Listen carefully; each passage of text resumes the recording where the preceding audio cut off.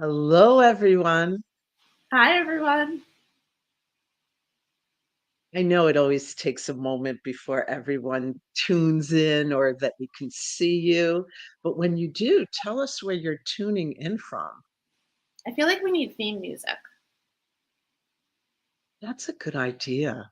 Next time, I definitely will get the music and we could do a little chair dancing. Okay, maybe. I think that can be a good comment. What should our theme song be? Yes. Ooh, I should get that up there. If anyone has a suggestion, please tell us. And then, of course, I'll have to find out if we're allowed. But oh, good morning, Julie. It's great to see you. Oh, I don't even see any comments yet. You're ahead of me. Oh, LinkedIn it's being LinkedIn. here deep in the Rocky Mountains. Do you have any did you get my bagels I sent you? Up here they come. Ah, yay, All Julie. coming through. Like, Oh, oh, Jonathan's here. Good morning. It's great to see you. It's so nice to see everyone.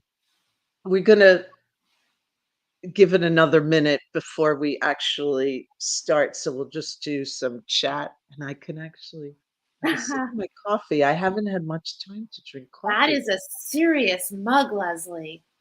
Wow. isn't it? Yes, that is a thing of beauty. Huh. Uh, there's not a lot that my husband brought into this marriage, but there's 6 of these. Each one is different. It's from some artist that made each unique one. We've never They're been able to find gorgeous. him again. And I like that they're big. They hold a lot of coffee. That's very yes, important. You all know how they're important very big. coffee is. Exactly. Oh, look, now everyone's coming through. And you know what? This is a good sign, everybody, that LinkedIn has fixed some of those issues where we weren't all seeing the comments. This week, I think, is the week that it's been That is fixed because they're six. all coming Hi, through. Lincoln. Lincoln's joining from the UK. Thank you. Oh, welcome. Oh, hi, Victoria. Oh, thank you about my mug. And we have a LinkedIn user saying, "Hi, Melissa. How are you?" Hi. And we don't know who you are. We'll know when we go back on LinkedIn because sometimes Yes. people have the thing checked off that they don't let the names come through to another provider. So it seems like we've got quite a few people here. So we're going to get started. First, I'm going to ask Melissa to introduce herself. Sure. For anyone who is new to Leslie and me, I'm Melissa Cohen. It's great to see all of you here. I am based in New York City, as is Leslie. And I'm excited to talk about sustainability today because I have worked for many years in the fashion industry. And fashion is definitely an industry that sustainability has great importance to. And so I'm super excited to have this conversation. Me too. And for those who don't know me, I'm Leslie Nydick, the conflict strategist. I love sharing tips and strategies about conflict, of course, and also negotiation and communication, which are a big part of it. And if you follow me here on LinkedIn, I'm sharing what I know all the time, and I really do enjoy that. And if you want more, you DM me and I'll share more specific tips with you. So thank you everyone for joining us. I see more people are coming in, so we're looking forward to seeing all of you. Welcome to the new viewers. Welcome back to those who have joined us before. This is Let's Talk About It, Careers, Business, and LinkedIn. So today we want to talk about sustainability, as Melissa said, hype or reality. And I think we're definitely in different industries. We've had different experiences as well as all of you. So we want to talk about it. But we're going to start with a couple of statistics and we're going to ask for your involvement. So the first one, McKinsey did a survey a few years ago. And they asked, do you consider the use of sustainable materials to be important when purchasing fashion? So we want to hear in the comments, what percentage of people do you think said yes? Like put your best guess. And I know Melissa's even talked about this and even asked some of us in a post, would we pay more for that dress you described? I mean, my answer is yes. It's always how much more, but I would absolutely pay more. I'm wondering what other people think. And this could be one of those times people are saying hello, welcome, Rana Deb, welcome, welcome more LinkedIn users. And what is we've got something from Scott we're going to pull up here. Does anyone else here feel oh, the two titans? Thank you for building our egos huge. 20%. A couple of you said 20%. Interesting. See a 20 and a Hmm. 15. And now I have to give a little shout out to LinkedIn user. We've uncovered who he is. So he is a former colleague of mine when I worked at Ralph Lauren. So he's actually joining us from India. So Nitin, thank you so much for joining us. And it's awesome to see you. See, small world. Wow, we're glad you're here and welcome. I think, oh, Holly, hi, Holly, and thank you for suggesting 50%. I think you're going to be surprised. The number is 67%. Of course, it's one survey. We could all debate who was included in the survey, but it's interesting to see that the number was fairly high. So we have another one that we want to do before we get started. This time we're covering an industry that I know a little better. So the National Association of Realtors, and this is more recent survey, they surveyed their realtor members and they were asked how many of their buyers were at least somewhat interested in sustainability. So it's anyone who was somewhat interested or very interested are all in this percentage. So we'd love to hear what percentage of buyers do you think said they were interested in sustainability, at least somewhat interested. And we'll take some guesses. Oh, I love that someone's saying I would pay 20% more. Oh, that's probably going to come up later in our discussions. Melissa, actually, I might have given you the answer in our summary sheet, so you may know. I don't.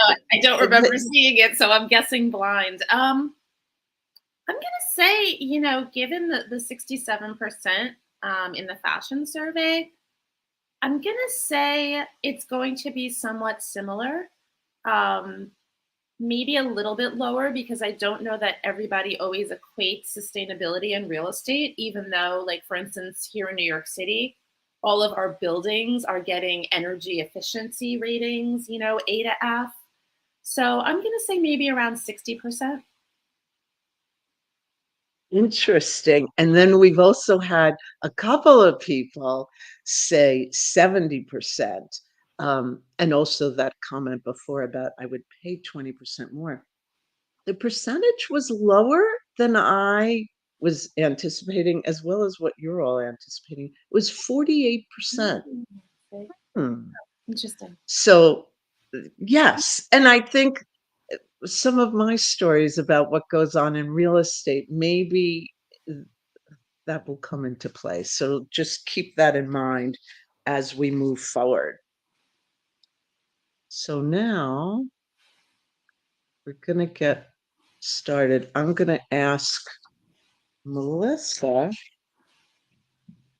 So what's an example of how sustainability is part of your work? I already know it is part of your work, obviously. So if you could share a story with us.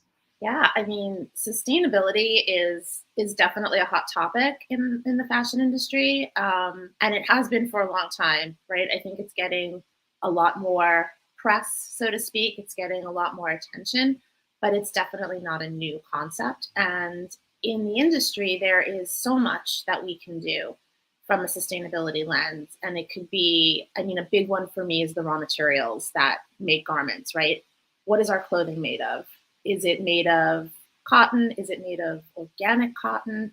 Is it made from something that's petroleum based? So that's like a polyester. There's a huge difference in the sustainability from a garment made from cotton, which is easier to recycle than it is for a garment that's polyester, which does not usually biodegrade, or it biodegrades very, very slowly over time.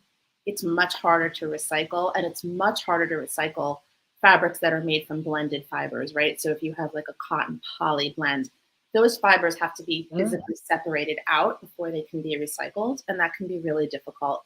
So that's why I always sort of preach that, when we buy something that's made from a fast fashion company and it's made from a synthetic or blended fiber, what do we think happens to that garment at the end of its life, right? Does it end up in a landfill? If it's not well made, it's probably not going to have a very long life. It's not going to be the kind of garment that you pass on to someone else, or that you upcycle, or that you sell.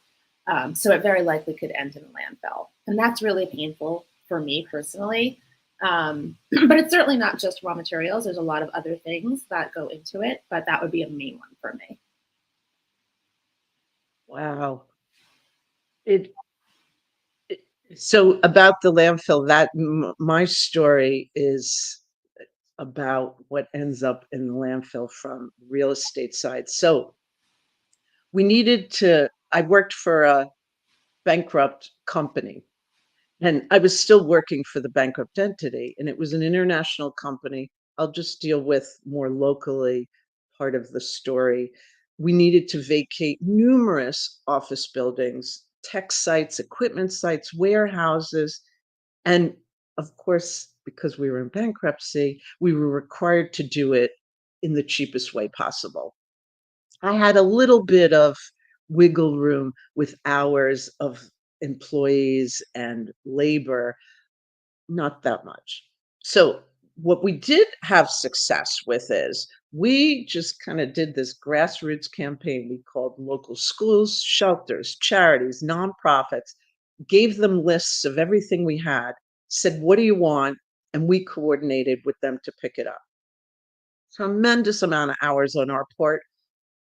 We were excited, like, we were glad when we were just like, thank you," and they were reusing the stuff and then sending us pictures to show us how they reuse things, whether it was office supplies, furniture, equipment, but we still had a lot of stuff left over, and it did end up in the landfill, and it wasn't because any of us wanted that, but the cost to take apart, particularly furniture and also some large equipment, as well as take it apart, transport it, like have a designer figure out how to reconfigure it, put it together. It was so many multiples of what you could buy new that even when we found companies who were like, you know what, we'll pay more. Like, we like this idea that we're reusing what someone can't and we're preventing it from going to the landfill. But when it was, several multiples more, they couldn't justify it either. So there's a percentage where people will pay more to do something that is good for the environment. But we have to do better, because I still think about, and that was quite a few years ago, the stuff that we sent to the landfill where I'm like, oh God, I could be using that right now.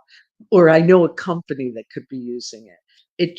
We didn't have the means to make it reusable. And maybe we have to think about it when we're making the products, like you're doing in fashion, instead of after. I think that was the shift that really changed my thinking, to think about it before. And I'll share something later where I know someone who's now thinking about it long before we're building the building and putting the stuff in it.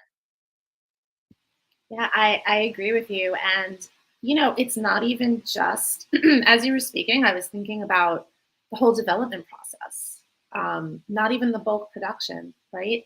I have very strong memories of working for brands where at a certain point it would be like, okay, let's clean out the closets, right? And the amount of samples, the amount of swatches, the amount of rolls of fabric that were left over that were never put into bulk production, that were never used for anything. What do you do with all of that, right? If that all just goes into a landfill, that's just as bad as, bad manufacturing processes. There's also a lot that we can do in the development process. Do we need to see every single thing in physical form?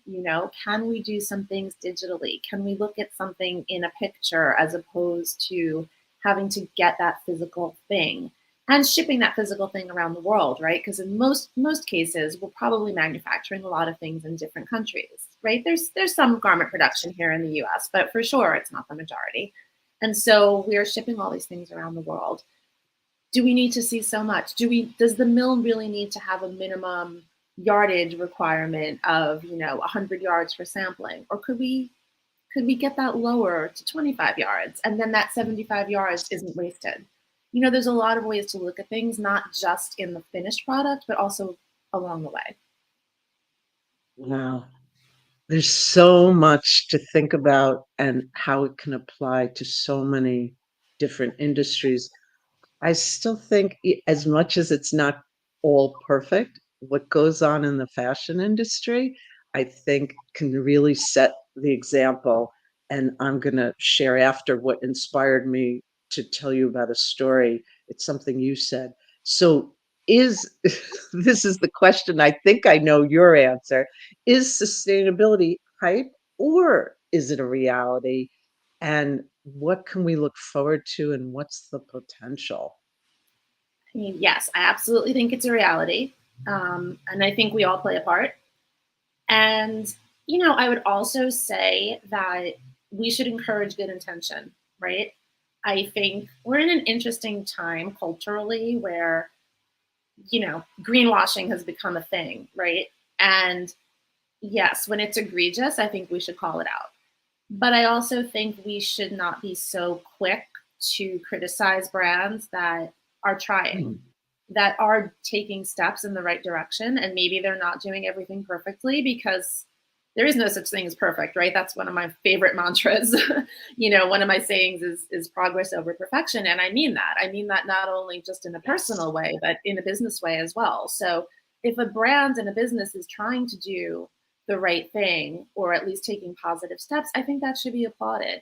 And I don't encourage this sort of, cancel culture that some of us have embraced where, we'll be quick to point out the shortcomings, but slow to applaud the positive steps. So I think, Yes. as consumers, we can all vote with our wallets, right? Where are we spending our money? Are we supporting brands that are trying to do the right thing? Are we buying products that are, hopefully more ethically manufactured, that are made with better raw materials and that are going to last longer? That's a huge one for me. I would rather spend a little bit more money on something that's well made and that's going to Yes. last me. I have clothes in my closet that are, I mean, I shouldn't admit this, but they're 25, 30 years old, right? I bought them when I was a Yes. child. Um, you know, because they last. And so the Yeah. cost per use actually is not that high. No. And that when you recently talked about a particular dress and that it did cost more, and you were asking if people were willing to spend more. Well, I had to answer that question for real estate, and it was personal. It was I lived it made me optimistic, and I'll tell you about it. So not too long ago, I lived in an apartment that prior to building the building, the developer thought a lot about sustainability and not just like better windows and building systems. It was every product that went into the building. He wanted it to be reused material or renewable from renewable sources. And of course, everything costs more. So he had to figure out like how am I going to do this and manage it. And then he found out that people were willing to spend more. It was just a matter of how much more. And it was definitely a premium. And of course, he sold it marketing wise as that, this is going to like raise the future values as well. And we were like, "Okay." But no, we loved it that, like, the countertops were gorgeous, and everyone's like, "What's this material?" And it was actually crushed glass. There was a manufacturer making it, hard to find, by the way, um, but fabulous. And then the floors were made of renewable, like, sources. Everything was done. And then, of course, even the heating systems and things like that were also considering the environment. And we not only paid the premium, in the end, he was right. When we sold, not only did we get, like, the normal, like, "Oh, real estate costs went up, prices went up such and such." We got that, like, extra bump, so the investment was very much worth it and gave me hope because I know how hard it is. People move out of apartments, condos, co-ops in New York, across the country, in everywhere in the world, and someone else comes in to a house or an apartment. What do? "Oh, let's redo the kitchen, let's redo the bathroom." Everything gets pulled out, thrown in the dumpster. Like, there's no thought about where are we gonna put it, and it's too easy to do it that way, and I'm just glad that there is some hope that people are thinking about it, and the fact that people are willing to pay more means that more of it might happen. That's a great point. I never really gave a lot of consideration to what happens when we renovate, right? Probably because I'm so overdue for a renovation. But it's true, right? I mean, you see it when you walk around Manhattan. There are appliances sitting out on the curb, right? Because people just renovated and they're getting rid of their old stuff and getting new. Yeah. There's there's gotta be something better than just throwing all the even, particularly with the cabinets. They take out perfectly good-looking cabinets, and it doesn't get given to someone else. It just goes right in the dumpster because it's easier, it's cheaper. It's always that the cost is driving it, I think, or speed. It does take, like I mentioned when we were trying to get rid of things in these office buildings, completely empty, so there was no barrier to, like, "Oh, what time could we come?"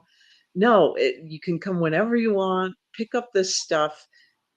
It takes a lot of coordinating and labor to figure out how to reuse it. You just made me think of something. So not related to furniture or to clothing, but my daughter is a very avid reader, and she always was. And obviously, at a certain point, she outgrew a lot of her books. Right? We had tons and tons of books when she was a child, and as she got older, a lot of them were no longer things she was going to read. And I went to my local public library and I said, I have an enormous amount of books. They're in excellent condition. I mean, they really were. She was always very careful with her books. And I'd like to donate them. No interest. No, And that none. really shocked me, right? Because all Yes. we hear is that libraries are getting cut in funding, right? New York City budget, one of the first things to go is libraries. And that was really eye-opening to me. And I said, really? You don't want them at all? Is there anything you suggest I do? And she was like, no, we really don't have need for them. And Wow. what I ended up doing was, in a group that I belong to, like a WhatsApp group or some app, I just put a post up and said, I have books, if anyone's interested. And I had someone lovely who came to my house and brought me a big box of donuts in exchange. So I really thought that I won. I was the winner in that exchange. And she had two daughters, and she was thrilled, and she took the books. But to me, there was no way I was just going to throw these books away. But it was shocking to me that there was really no place for me to bring them. So I think Patty is mentioning something I was going to share as well that I've experienced lately, where she said we have several mini public drop off bookcases around our neighborhood for books to be shared. It's great. And that's exactly what I was gonna share. out on Long Island in front of some people's houses, they have there's a name for it, but like I think of it as the little bookstore, and you open the cute little doors and there's books in there and you can drop one off or take one. And I just love that people are sharing it like that. When I lived in Jersey City, there was a place that I knew to go to buy books. Um, I think it was I'm not sure if it was a religious organization or not. It was just a place you knew on Sundays they were open. You could drop off all your books, but you also could go in and buy books. And it was just a great way. People had recent books, there were old books, there were new books. It was just a lovely way, but you're right, the some of the public libraries need to do a little better. Yeah. I was very surprised. Me too.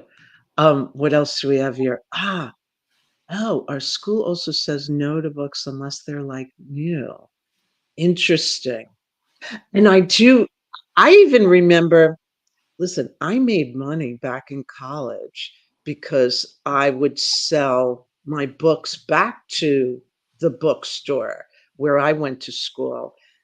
And it's a lot of times I needed that money to either, like, get home, gas money, or whatever. So I wasn't necessarily thinking reuse. I'm like, "Oh, good, I don't want these." Like, I don't wanna even carry these heavy books back to my home. And it was great, and when I bought books the following fall, it was a fraction of the cost to buy the used ones, and they were pretty specific. They're like, "If you wanna sell your books back to us, don't have highlighter all over it, don't write all over it, because then those don't resell well." But very into reselling books. I think the book thing is getting people the comments or LinkedIn is finally sending me some comments.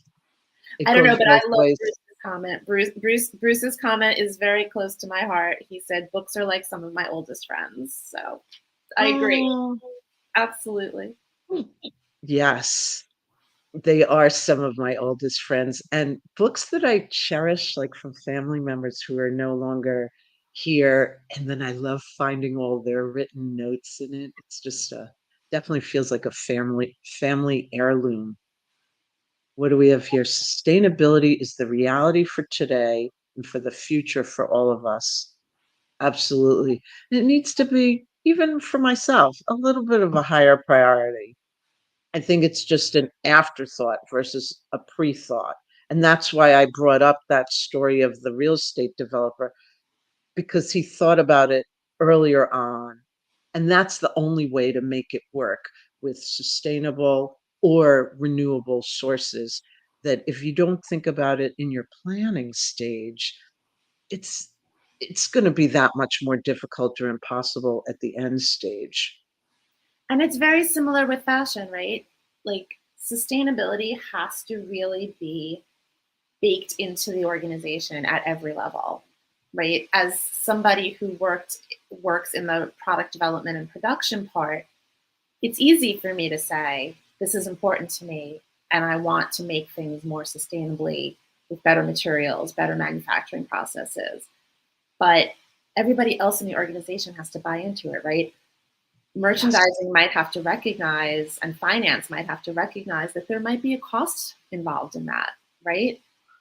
The other team, every team that touches that product has to believe that it's meaningful, right? There's usually a team that handles raw materials. Do they have that lens when they're out looking for raw materials for the brand? Are they sourcing things with an eye for sustainability? Is tech design and is the design team designing things with a lens to sustainability, right? Because there are ways to design things to make them easier to recycle or to make them easier to biodegrade. Everybody has to believe in it, right? If only one part of an organization, and I would say it's the same in the construction industry, right? Or the real estate industry. Yep. If there's only one piece that has this vision and nobody else is really aligned, it's much more of an uphill battle. Yes.